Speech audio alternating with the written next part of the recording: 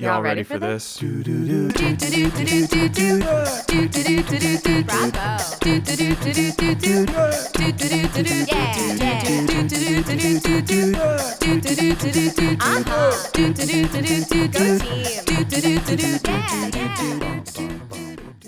Welcome to Sports Kid Drama Kid. I'm Jim. I am the Sports Kid.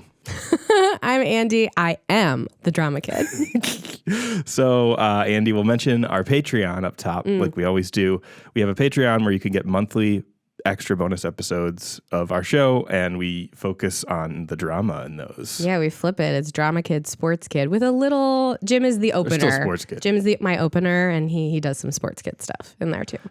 So check that out in our show notes if you want to sub. We'll get into it.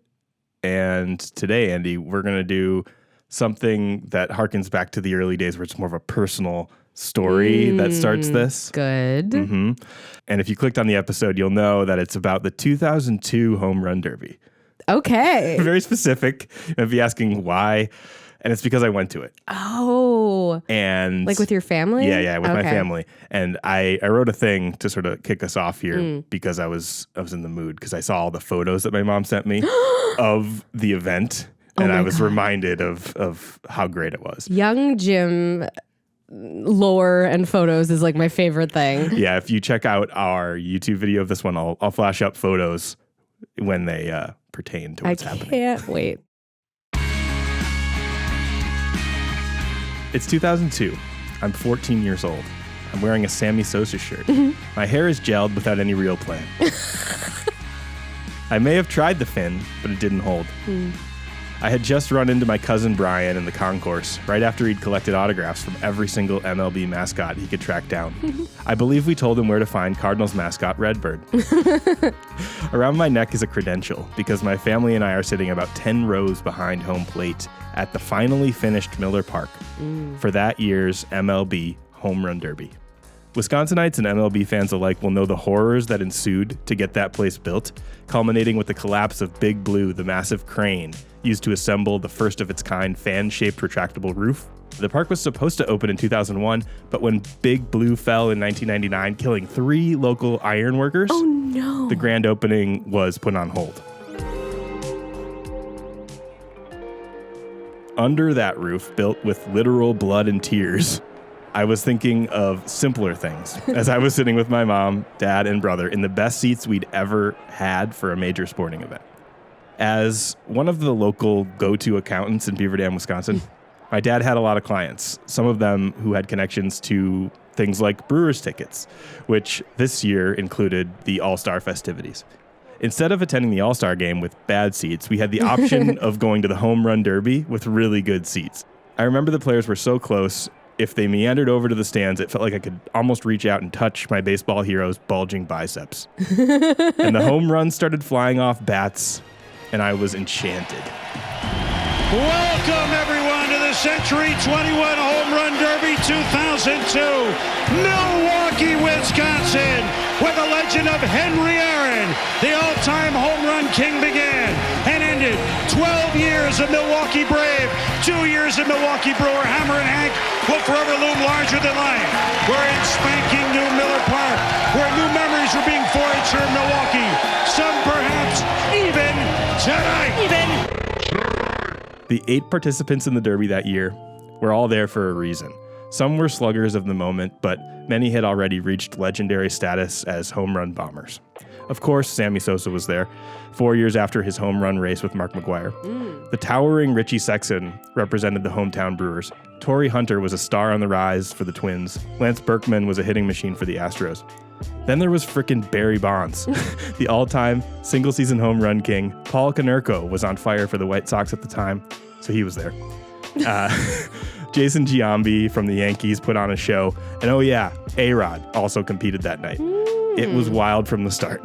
A-Rod, who I know from being Jennifer Lopez's former husband. and trying to buy the Minnesota Timberwolves now. And a whole bunch of other drama. Interesting. Yeah. Sammy Sosa's first round in this thing was life-changing. He was hitting balls out of Miller Park into the parking lot. He was hitting balls off of metal that hadn't been touched since it was hoisted into place by Big Blue. It was electrifying, especially to see and hear in person. And now I'll play you a little bit of Sosa's first round before I continue. Joining us now is, wait a minute, leaving us now is this shot by Sosa. Oh, it's over the restaurant in the upper deck. Oh my He's God. hitting balls into the upper deck in the outfield, places where like nobody can hit it. There's no question about that. That's got to go. Out of the stadium or? See? It literally left the stadium. That's crazy. Went over the concourse in center field where standing room fans are.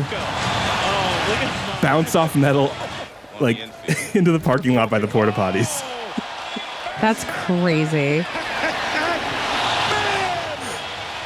Right over the Milwaukee Journal-Sentinel sign. Yeah, which is like the back of the stadium. He's hitting this Especially for Richie in front of his home. into the parking lot. Oh, man! Back! Another one in the upper deck! He's hitting balls in Miller Park. There's in left field. There's Bernie Brewer's little slide. Yes. He's hitting balls like over the slide. And every other mascot's out there with him for the home run derby, all taking turns sliding down for Wait, every really? home run that gets hit that night because there's so many home runs. So you got like a parade. That is really funny. He caught that ball. Yeah, there it goes. That's a joke. Oh, man. So even when he's like mishitting the ball, it's going out. Yeah. Okay, I have a question, if I may, right Yeah. here. In a home run derby, does someone win, or are we just like hitting home runs for the fun of hitting home No, someone runs? wins. They do, well, And they've how- done various formats over the years. Okay. And there's like rounds where like it's like a little bracket. Uh-huh. And it's like who faces off against another person, who hits more in the round. There's different rules. Usually you get a And- timer or a number of balls or something like that. Do they set the batters up for success by like not pitching them? Yes, they can bring in their own batting practice pitcher. Okay, so they're bringing, as opposed to regular baseball where the pitcher is trying not to make Yes, the they're guy trying hit a to throw home the run. best pitch to hit a home run. Okay, I see. All right, that makes sense. Yeah, so you're just trying to hit the most home runs. I'm not going to go too much into like Oh, I was just curious. how it all works. Also, baseball, if you're looking for a suggestion on how to make the game more interesting, just home run derby. just home run derbies. Yeah, so, okay, I'll get back into this now. Okay. But it was Jason Giambi hitting balls over the promotional "Hit It Here for $1 million" from MasterCard sign that ended up winning against Sosa in the final round. And well, I'll always remember the 2002 Home Run Derby as a once-in-a-lifetime opportunity. The reason I'm talking about it today is because not everything I saw that day was above board. Oh, no. And in the years following that Home Run Derby, all the home run power that I saw was called into question when we all realized these heavy hitters were on steroids. So for the rest of this episode, I'm going to go through each of the 2002 Home Run Derby contestants and tell you a little bit about them as baseball players and then as people, with a special focus on the drama as we do on this show. Got it. So we'll kick it off with the winner, Jason Giambi. Okay. Now at first base for the New York Yankees, 22 homers at the break, batting fifth tonight, Jason Giambi.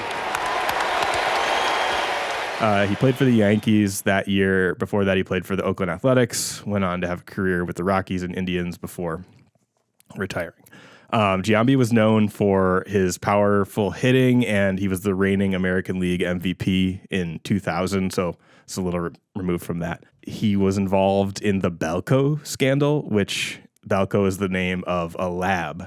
That was one of the labs that was providing steroids to athletes. There's a lot of different ones, and we'll talk about them today. Giambi admitted to using steroids to a grand jury in 2003 as part of the case against Balco Labs, which is like a California supplement shop turned early aughts steroid dealer. They pivoted. Yeah, they pivoted hard. And now they sell weed. Yeah, probably. However, since he never actually tested positive in an official MLB drug test, he hasn't been officially like banned or punished for steroids. I mean, how did he manage to escape that? Yeah, I don't know. Well, he sort of came out in something not related to the MLB. So like because he didn't actually go in, pee in a cup and get found out by the MLB, there's no way they can like officially. Seems like a technicality. Yeah. to me. Here's a little video. Jason Giambi stopped to sign autographs after testifying about his past steroid use at Barry Bonds' perjury trial. The former MVP, now with the Colorado Rockies, testified along with his brother Jeremy that Bond's not a personal good trainer, picture. Greg Anderson, supplied them with performance-enhancing drugs in 2002 and 2003. Anderson is in jail for refusing to testify at the trial. Since Greg Anderson's not here, the government is putting on these players ostensibly to demonstrate to the jury that Greg Anderson told them what they were taking. Now, the jury's not allowed to infer the same exact thing happened with Barry Bonds, but the government obviously hopes some of that seeped through. So what this story is saying is basically Giambi was called in when Barry Bonds' trainer was on trial, who he refused to show up. If he's not going to be here to say he did it because he wants to keep Bonds safe, then they're going to bring in players who will. They're trying to establish that this trainer was giving steroids.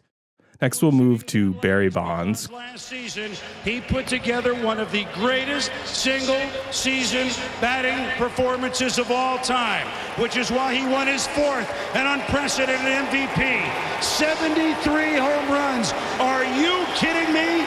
27 this year means he's 6 shy of 600 from the San Francisco Giants. Barry Bonds. Bonds was one of the most feared hitters of all time. And he set the single season home run record with 73 in 2001, the year before I saw him at that home run derby. And I just want to show you, first of all, him breaking the record.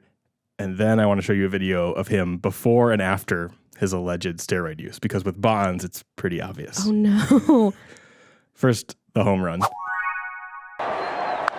a high drive deep into right center field to the big part of the ballpark.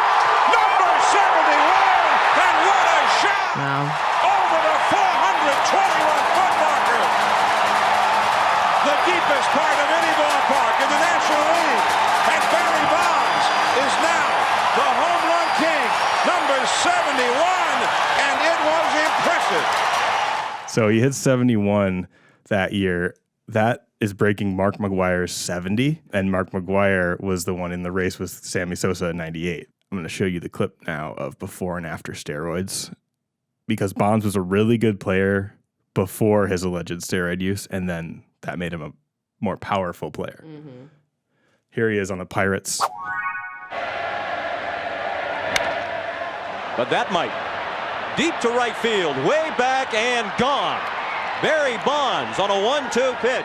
Look at him. Homers to right center, and the Yeah, Pirates looks a lot take 1-0 smaller. lead. It's the first ever postseason home I actually didn't run even for Barry recognize Bonds. Yeah. after steroids. Delivery, the slot, or the spin, but great hitters seem to recognize a pitch early. Deep to right center field, and that is number 512. Look at him. He's like double. Yeah, he's jacked. Matthews and with Ernie Banks. He's doubled. I mean, players in any sport, as I've noticed, like as they get older, obviously, like when they come into the sport, they're always like scrawny and then they bulk up. But it was pretty so obvious. Bonds and his trainers say that he just, that Greg Anderson guy was just really good at muscle weight training and stuff. Okay. Yeah. So here's a video of Victor Conti, the founder of Balco Labs, the place that allegedly gave Barry all his drugs and other players. And he's just a character. What Balco illegal performance-enhancing drugs do you believe Barry Bonds took? I believe that Barry Bonds took the clear. This much I'm sure of. Did not hit 73 home runs or 762 because he was taking the clear and the cream. What do you think the likelihood is that Barry Bonds was taking illegal performance-enhancing drugs that were not supplied by Balco? Well, the only thing that I know, let's go back and answer your first question. Major League Baseball tested him during the survey year, and the first time they ran the test, it came back clean. Later, they tested it for THG, and it came back positive. That's what we know. So that means that he took it. Apparently, if it's in his urine, they've got a positive drug test. The question is, was it knowingly or unknowingly? All this stuff that's in the game of shadows is garbage. It's a book that was written about this. Them saying, oh, he wore this size jersey, and then he wore this size shoe, and then, oh, his head got bigger, and all this stuff. When I was his age, when you see those pictures of him and he's real skinny, I weighed 145 pounds. Well, yeah, but I mean, in fairness, the man also put on 20 pounds in an off season, which, I mean, maybe it could be done with He did, and that's exactly what he put on. But that he does weighed raise 208. eyebrows. Yes, he put on 20 pounds. Now, let me say this. If you had never trained with weights before, and you jumped up your caloric intake, and you knew the right timing with all the nutrition, and you already weighed, he's 6'2.5", he's a tall guy. Is it possible through proper nutrition and weight training to put on 20 pounds in a year? And the answer is yes. So you're saying he had never trained with weights I don't before? believe he may have lifted a weight, but believe me, Greg Anderson, the way he trains is very, very intense with heavy weights. And could you gain 20 pounds? And other people have seen this too. I don't know if Barry wears, a lot of clothes under his clothes, like thermal or something. Oh, my God. But the day that, and this was in 2003, when he was at the biggest, and he weighed 228 or weighed 230. Now, I'm used to looking at regular guys, but I'm telling you 6'2.5" at 228 is not a big guy. So I was actually surprised that he was as thin as he was. So let's put it in context. I know you're wanting to get my opinion here. Did he or didn't he? Obviously, it's highly suspicious that he could have been using performance-enhancing drugs. I just don't have any direct knowledge of that. Why do you feel it was highly suspicious? I talked about with Kelly White, I talked about with Shelly Ann Frazier, I talked about these other athletes for the same reasons. The increase in performance to go from 49 to 73, the numbers. Of course, when you see that he'd been playing for a long period of time and all of a sudden here comes this giant improvement in performance. Is that suspicious? Yes, it is. I can't tell what side of it he's trying to play. He's trying to play the Victor Conti side, which doesn't make any sense. Which is like, don't call me a bad guy. Yeah. Kind of. I love that he's like, they tested his urine, it had it in it, but I can't confirm one way or another. Was it intentional? Well, yeah, and I love taking that stuff unintentionally. Don't you have to inject it at this point? Some of it, like he was talking about the cream and the clear, and there are these different substances that they made at Balco Labs that were like supposedly undetectable. The clear was this medicine. I think it's a little injection. I mean, just because it's undetectable doesn't mean you're not taking whatever. I also just love the part of that where the two men are literally just speaking at the same time over each other. Well, the one guy's trying, the interviewer's trying to get his point across that this is suspicious, while the other guy's trying to like talk over it. Yeah, he's just talking in circles. He's like, it is suspicious. I don't think, maybe he was just wearing a lot of shirts though. Yeah, thermals. But yeah, this one has always baffled me because he was the best ever. Just hit that home run record and then got called out for this. And it's like, what do we do with Barry Bonds? Yeah. And that is actually how baseball thinks about it and baseball fans think about it. It's like, do we give him the records that he set because of the home runs, or does that apply to anybody? This is a bigger conversation, but a lot of baseball is like, should we put it in the record books? It feels like he did a thing that was bad and we shouldn't, but we really liked it. And you're like, maybe there's something fundamentally wrong with the sport if you keep every year. It's just a moral judgment on whoever's in charge. Yeah, I know. Yeah. It's like, maybe you need to retool some things if every year you're like, can we put the bad boys in the record books? I want to put Pete Rose in, but he bet. They actually just fined and kicked out a guy for betting. Really? Yeah, this year. Okay, we'll move on to Sammy Sosa next. He can join Pete Rose at the Radisson across from the All-Star game or whatever, where he signs autographs and complains that he can't get into the clubhouse. It's so good. It's my favorite little anecdote. Sosa is next. From the Chicago Cubs, Sammy "Say It Ain't Sosa." He was on the Cubs in 2002, as you saw. Didn't register. Yeah, he's like one of the best Cubs of all time. Okay. We live in Chicago. Come on. Okay. The reason he was participating was he was a premier power hitter, famously participated in that 1998 home run chase with McGwire, and so everyone wanted to see him. I think I mentioned this on the podcast before, but my dad took me to see Sosa against the Brewers bash out a couple home runs during that home run race. Sosa was also accused of performance-enhancing drugs, but was not listed in any of the reports, like officially. Similar to Bonds, he kind of like skirted around. I don't have to pee right now. Sorry. Apparently, the way they found out, though, was because he was part of an anonymous test, which was not anonymous at some point. What? The MLB did these like anonymous testing, but then they were like, we can't guarantee anonymity. I don't know why. I'm just picturing like a clown who's got like a bunch of cups of urine and he's just like doing the like cups thing. You know what I mean? He's spinning them around. Like at the baseball game where the cups, like there's one under it. Yeah. Oh, they should have determined whether or not people were on steroids with like a mascot race. Yeah. It'll be like, if this mascot wins, everybody gets free Dunkin' Donuts, and also this guy has to go on trial for steroids. Yeah, that's how we can make this fun. Sosa also faced controversy for a corked bat incident in 2003, the year after I saw him. He claimed the bat was used accidentally during a game, and it was just like a for funsies bat that was doctored. What do you mean corked? If you put cork down the center of the bat into the bat when you're making it, or they like cut a little hole in the top and hollow it out a little bit and put some cork in there, it adds pop to the bat. Really? For more home run power. Doesn't it make it lighter though? A little lighter, it's but it's like swing, it's got, I think because of like the way the cork is. Physics, whatever. It adds some spring to the bat. Baseball is so many people, like, I don't know. They've got some guy who's like basically the dad in Beauty and the Beast with all his weird little inventions. And they go see him. Well, they have their, what's the guy, the Batman guy? Alfred. I was going to say Albert. Yeah, Alfred.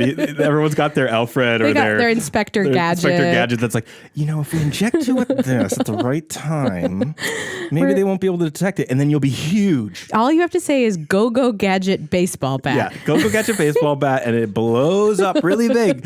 But when it happens, you got to make sure you... Tell them it was just for fun. Just for fun. So here's the Go-Go Gadget corked bat. 3-2. Bouncing ball up the middle. A run's going to score. Anderson, the throw to first in time. Gonzalez to third gives Sosa his 25th RBI and a broken bat. And the Cubs lead by 1 here in the first inning. No, they're looking to see what's in the bat. And they want to see if what's in the bat is really the bat or if there's anything in there that shouldn't be in there. And Chip, the only time I've seen something in there is if the bat is corked. Checking out that piece of lumber. They found something in there. McClellan says Sosa was caught using a corked bat in the first inning. Take away an RBI. Take away a first inning run. And take Sosa out of this ball game. He is ejected for using the altered bat. Troy O'Leary is into play right. Anyway, you can't really see it that well in anywhere in this highlight. But it says Sammy's just for fun cork bat down the middle. yeah, that's what it says on it. So he shouldn't have used it. Jeez. Anyway, I think they fined him or something for it. So yeah, that's Sammy Sosa. But he used steroids. Was one of my heroes. Yeah. When I was into baseball and power hitting home run hitters at the time. 40 or more homers the last 4 years, including 52 last season. 27 already this year from the Texas Rangers, Alex Rodriguez. Alex Rodriguez. So there's probably like a whole episode on A-Rod, but A-Rod's steroid stuff was basically he admitted to using steroids during his time with the Rangers and was later suspended for the entire 2014 season. Oh, wow. Due to the Biogenesis lab scandal. Oh. Yet another lab. Oh. And it obviously happened, more recently. People know him for his personal life, his high-profile relationships, and he's also been a frequent like tabloid topic because of like the J-Lo stuff and his sort of celebrity. But yeah, Biogenesis scandal in 2013 was where A-Rod also was found to be doing steroids. Ryan Braun, a Brewer player who was like one of our great players for a time, was another big name affected by this particular steroid lab finding. So this is an LA Times article about the Biogenesis scandal. I'll just have you read a little bit so we get some context. An employee deprived of a $4,000 investment. That's what started the chain of events that led to Major League Baseball's suspensions of 13 players, including 3-time most valuable player Alex Rodriguez. Rodriguez, whose career accomplishments would otherwise make him a lock for the Hall of Fame, was suspended Monday for the remainder of this season and all of 2014. The suspension is set to take effect Thursday. Rodriguez has said he will appeal and he would be allowed to play during that process. That's funny. You can just be like, I'm appealing. And they're like, okay, get back on the field. That's what Trump tries to do whenever, instead of going to jail, he'll just appeal endlessly. Anyway, the other players, a group that includes All-Stars Nelson Cruz of Texas, Johnny Peralta of Detroit, and Everth Cabrera of San Diego, all agreed to accept 50-game suspensions. Porter Fisher is the man who provided the flashpoint for what became the biggest drug-related suspension in sports history. Fisher was a 40-something customer seeking help in bulking up his muscles when he met Tony Bosch, founder of an anti-aging clinic based in Coral Gables, Florida. Fisher eventually went to work as a marketer for Bosch and later invested $4,000 in his company with, Fisher says, the promise of a 20% return that would come in weekly payments. When those payments stopped last year, the clinic, Biogenesis, closed in December. Fisher started looking more closely into Bosch and Biogenesis. Among the information he turned up was a link between Bosch's father, Pedro, and former Dodgers star Manny Ramirez. Ramirez had received a 50-game suspension from MLB in 2009 when he tested positive for HCG, a female fertility drug, a substance Fisher had used. Fisher also found a connection between Bosch and then suspended All-Star outfielder Melky Cabrera, who had tested positive for a performance-enhancing drug. Quote, "That's when I started documenting," Fisher told the Village Voice earlier this year. "Look, if Bosch doesn't pay me, there's going to be collateral damage." All right, you can stop there. I'll explain the rest. So yeah, basically this guy was owed money by the Biogenesis people for investing. He stopped being paid on that investment. And so he was like, I know how you make all your money. Yeah. It's not from selling supplements or whatever you do in your... I love that this is just some random guy who was like going to the gym and was like, oh, cool, I'll invest. And it was, I'm not saying $4,000 isn't a lot of money. I'd love to just have $4,000. But was making probably a lot of money on those payments because they were getting payments for professional athletes. Yeah. And he knew the source of their true income, or he found it out and called them out. What's funny about it is you want to be like, yeah, get to the bottom of this, like expose them. And you're like, he just wanted his money. Yeah. And here is a video of A-Rod admitting he used steroids from ESPN. Alex Rodriguez speaking for the first time about his reported positive test for steroids back in 2003. He sat down with our Peter Gammons just moments ago at his home in Miami. Alex, this weekend Sports Illustrated reported that in 2003 you tested positive for testosterone and an anabolic steroid known as primobolan. What's the truth? When I arrived in Texas in 2001, I felt an enormous amount of pressure.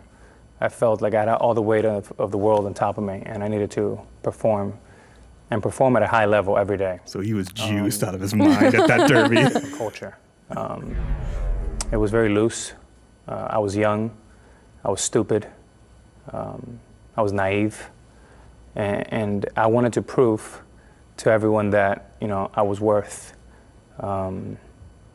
and being one of the greatest players of all time. And I did take a banned substance, and for that, I'm very sorry and deeply regretful. And although it was a culture back then, and in Major League Baseball overall, I'm just sorry. I'm sorry for that time. I'm sorry to my fans. I'm sorry for my fans in Texas. It wasn't until then that I ever thought about substance of any kind. And since then, I've proved to myself and to everyone that I don't need any of that. So you're saying that the time period was 2001, 2, and 3? That's pretty accurate, yes. So, yeah. I mean, I don't disagree with what he's saying. I think he's doing a good job. I'm sure there was a lot of pressure, and I'm sure it was the culture. I mean, I've said this to you before, part of my upbringing, I had a lot of anxiety as a kid, especially whenever I don't know, my friends wanted to do something that was against the rules or whatever. And it was everybody's doing it. And I was always just yeah, I know everybody's doing it. I'm going to be the one that gets in trouble though. I just know it. It seems like this was such a widespread thing. And I bet there's a ton of people who just weren't good enough even with the steroids to get caught. Yeah. And when you are young and entering a very high level, high stress career, it makes sense that you would like do it thinking like, you know, you're probably hearing from, I don't know, the people representing you or the other people you're playing with, like, it's fine, everybody does it. You're not going to get caught. Yep. And the thing is, the reason people get caught is because they perform in the way that they want to perform. And everyone's like, wait a minute. And because baseball is all about stats and numbers, as we saw in our Astros one when they were cheating, you could see it. And you can really see it. know. Barry Bonds went from like I think they got 49 home runs to 73. Like that's about, I'm bad at math, but like a quarter or like a third more home runs in one year to the next. I know. You can see it in the stats because everybody's tracking them all the time and you can just tell. And it's like your goal is to like be the best and like perform and live up to the expectations. And then when you do and you everyone goes, everyone's like, wait, did you do it? Second. Legally? I'm curious whether or not, and obviously you probably can't speak to this, like whether the fans actually care or not, because I mean, I think it goes to like a fan, like to a fan. It's individual. Yeah. I think fans, this saved baseball in a lot of ways when Mark McGwire and Sammy Sosa kicked this era off. Sure. And before that, there was Mark McGwire and Jose Canseco, the Bash brothers, on Oakland, doing this with steroids too. Like it was fun. Let him use them. Yeah, I kind of want a steroid league. Like I don't think Major League Baseball should have it, but I want a rival to emerge. It can be like how there's like the XFL, that like extra football league. Yep. Like basically, I want MLB Slugfest to be real. What is that? MLB Slugfest is you remember Blitz, the football video game? Do you think I remember Blitz, the football video game? God, this is so hard. So sometimes talking to each other is like speaking in two different languages. So it's basically a fast-paced, cartoonish arcade version of a sports game. Okay. This franchise. Got it. That made these types of games. Blitz was a football one. MLB Slugfest was the baseball one. Basically, like everyone was like roided out, looks roided out, was huge, and you hit home runs and like the ball would light on fire. And when you went past the bases, you can like hit the first baseman and punch them. When you're standing on second, you can like knock the ball away from the shortstop. Like you can just do stupid. Oh, so slug had double meaning. Slugfest, yeah. Slugfest, like boxing match and hitting. I mean, let him. I want make a steroid league. Let him do it. Doubles last year, the most ever by a switch hitter in the major leagues. Oh, by the way, he leads the majors this year in homers with 29 from the Stros, Lance Berkman. We will move on now to Lance Berkman, and this is where it gets fun. I'm already having fun. It is fun already, but those guys were just home run guys. They did steroids. They have their own lives. We can talk about them later or in more depth later with A-Rod because he has a wild life. Sure. But now we get to some of the lesser known names, but some of the worst people. So Lance Berkman was known for his switch hitting power, and he had a breakout season in 2001 with 34 home runs, which is why he was at the Derby that year, representing the Houston Astros. Berkman was a 6-time All-Star, comeback player of the year in 2011, hit 366 home runs in his career. Really solid player. He was very adamantly not a steroid user. Okay. He would pitted himself against all the people doing it, talked about it, thought it was unfair as a non-steroid user. So he was like very public about not being a steroid user. Pure. He was one of the killer bees, which I've mentioned before on this podcast with Craig Biggio, Jeff Bagwell, and Derek Bell, I think. So all that's fine and good. He was a good player, but then I was kind of looking further into him, and he's like a super anti-trans, anti-gay psycho.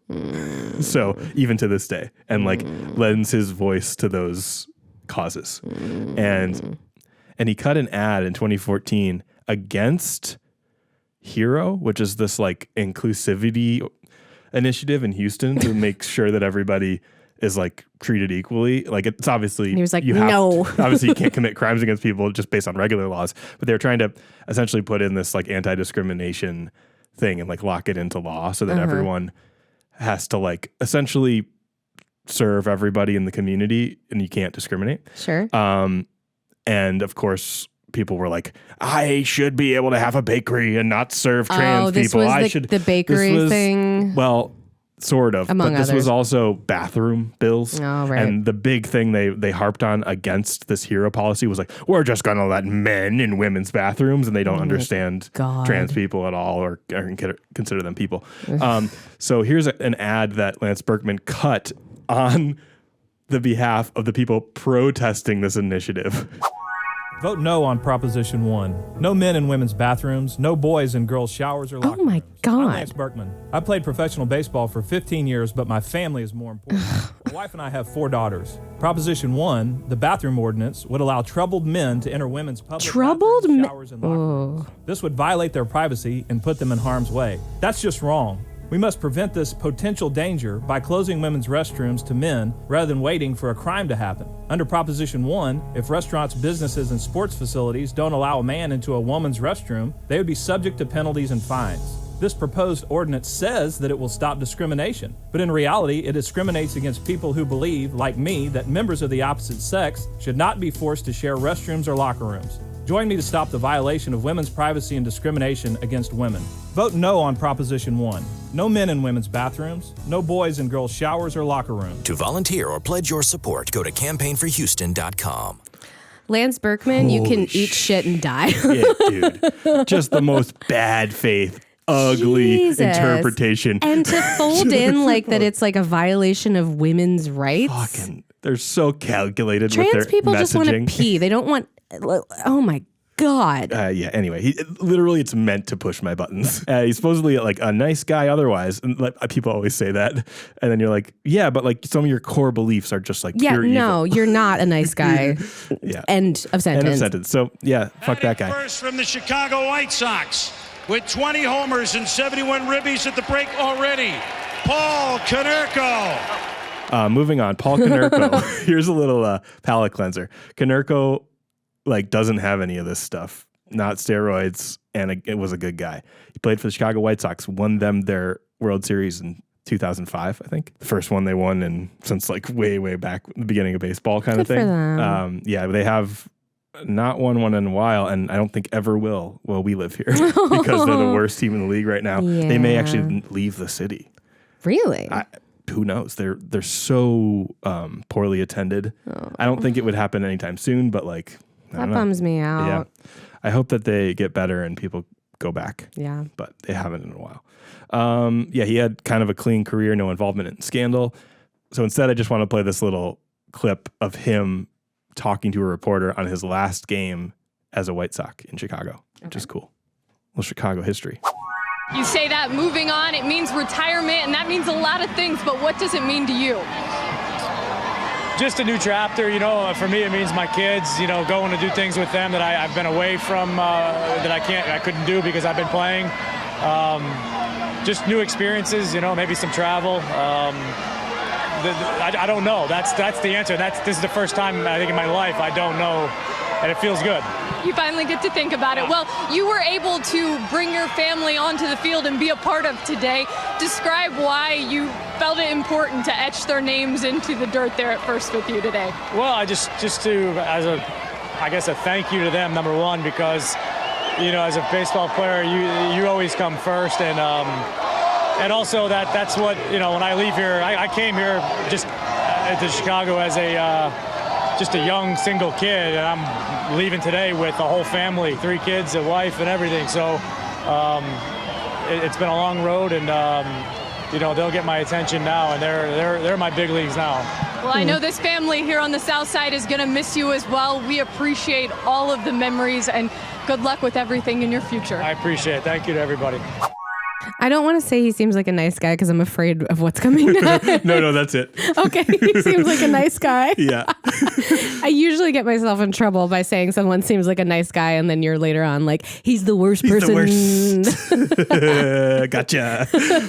Anyway, we'll go back to the worst again. A nightly high right reel in the outfield. 20 homers at the break. Torrey Hunter.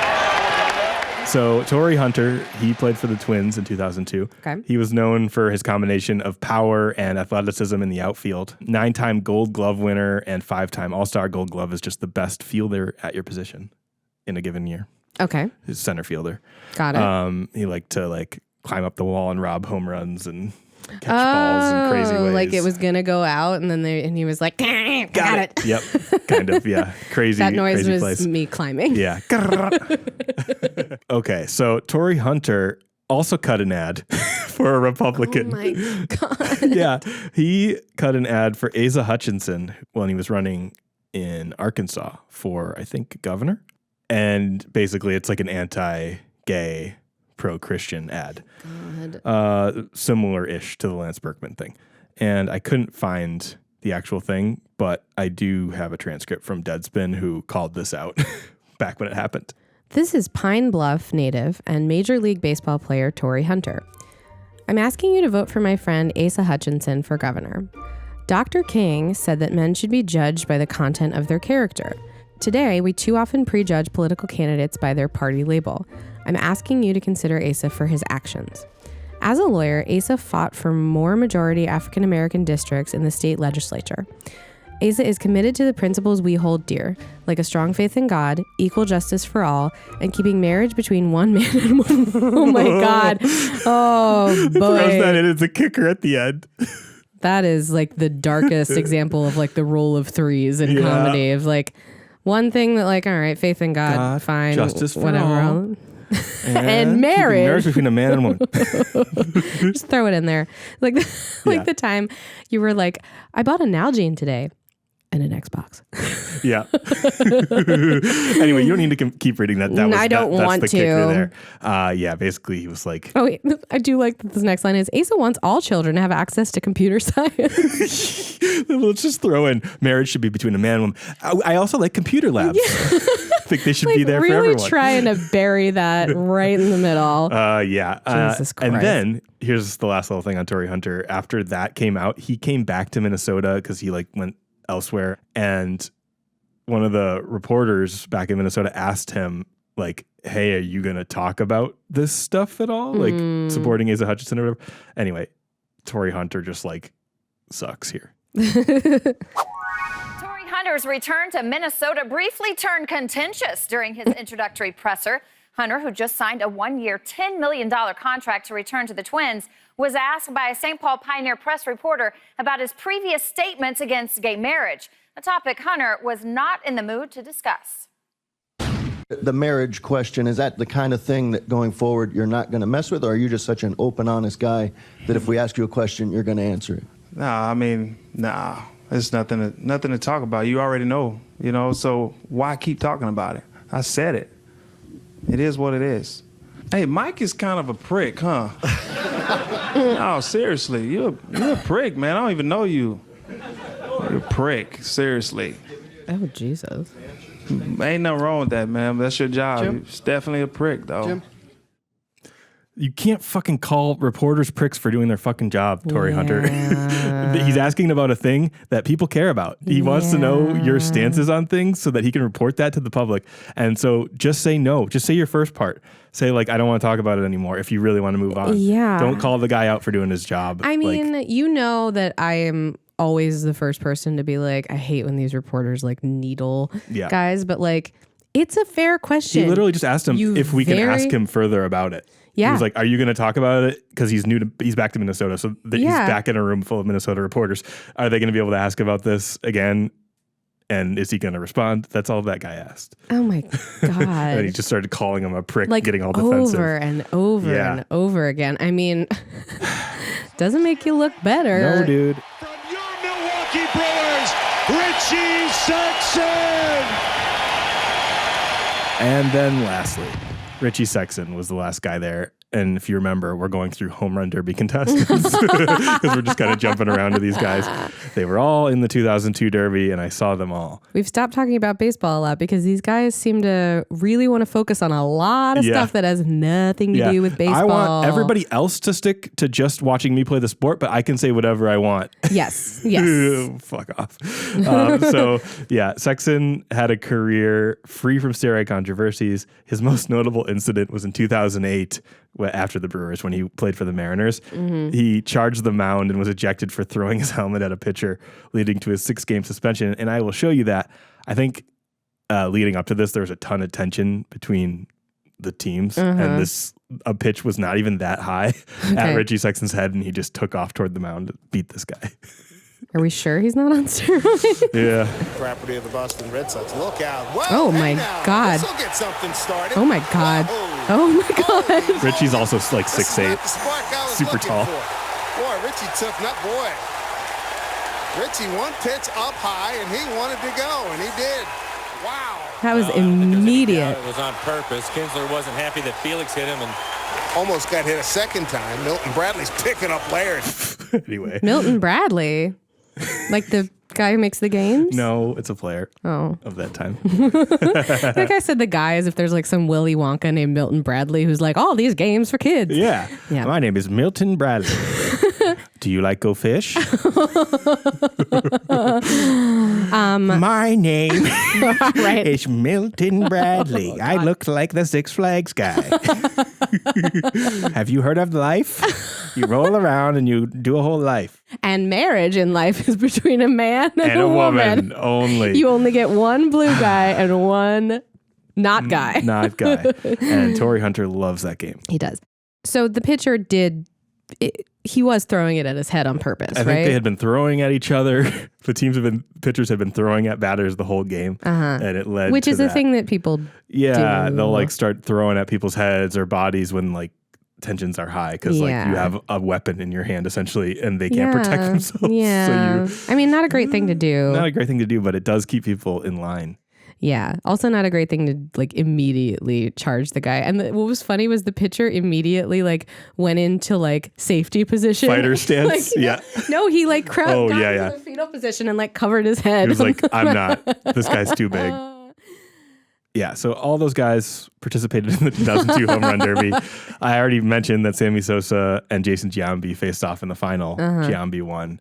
It was great. I got autographs. I probably got ice cream in a little helmet. Yeah. Maybe like several hot dogs and brats with stadium sauce, which is like a barbecue ketchup mix that they only have at Miller Park. Nachos with that hot cheese and then the jalapenos. And Miller Park's called American Family Field now, but I'll never ever call it They that. changed it? Yeah. Oh. A couple years ago. But Miller Park makes sense. It does. It's Everybody's the Brewers. Yeah. It's a Wisconsin company it's the Brewers. initially. Everybody there is drunk on Miller. Yeah. Anyway. Yeah, so that's this episode. I wanted to go through all those players and sort of, I guess, pull the wool away from my eyes on some of them. And it is funny because, like, I don't think about these guys much anymore. And I only thought about them then as, like, baseball heroes, and then I was done. Yeah. Like, I had their cards. I played with them on MLB Slugfest, and then I kind of moved on with Which my I'm life. sure, like, most 14-year-old kids feel that way. But then you look back and you're like, oh, these guys had a whole thing going on. They each had their own crazy life. But anyway, we'll probably do more on some of the big ones like Bonds, A-Rod, stuff like that in the future, but I just wanted to do this primer. So yeah, that's this episode on the 2002 Home Run Derby and sort of a little start of the conversation on steroids in baseball. I wanted to try to approach it and start talking about it because I think it's such a big thing in sports drama that we haven't really gotten. I'm sure it's like top of mind for people when they find out like what the theme of our podcast is. Yeah. I mean, I stand by what I said earlier. Just take them out of the MLB, make a separate thing. People can be as roided out as they want. Yeah. Like add some like pyrotechnics. Yeah. Like talk to the people that do the Las Vegas Knights halftime show. Yeah. Like make it a whole big thing if that's what people want to do. Also, baseball players, it's really obvious when you don't follow the rules. It's just really, really obvious. And it's really obvious when you suck. Yes, when you suck as a human being. And like to sort of borrow a trope of like, you know, one of you seems like the kind of person who might tell a woman like stay in the kitchen, and I would say stick to baseball. Yes. Stick to baseball. Don't stick to sports, as you would say. Exactly. To athletes. Exactly. All right. Goodbye. And we'll see you next time. Yes. Goodbye. Farewell. We'll see you next time. Bye.